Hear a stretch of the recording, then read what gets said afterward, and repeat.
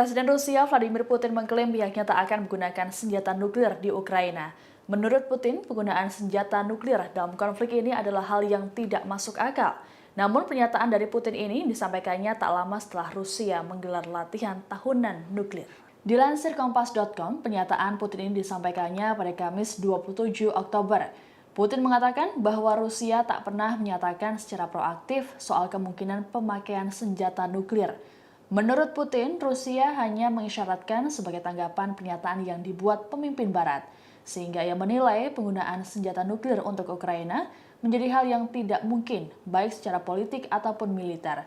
Dalam kesempatan tersebut, Putin juga menyinggung soal tudingan Rusia terhadap Ukraina soal penggunaan bom kotor. Doktrin militer Rusia menyatakan bahwa senjata nuklir hanya digunakan sebagai pertahanan untuk melindungi kedaulatannya, integritas teritorial, dan untuk memastikan keselamatan rakyat Rusia. Sementara itu, menanggapi pernyataan Putin, Presiden Amerika Serikat Joe Biden mengaku tidak percaya. Biden lantas mengatakan apabila memang Putin tak berniat menggunakannya, mengapa pemimpin Rusia itu terus membicarakannya? Pernyataan-pernyataan itu ditafsirkan Barat sebagai ancaman implisit untuk penggunaan senjata nuklir guna mempertahankan wilayah-wilayah Ukraina yang dicaplok Rusia.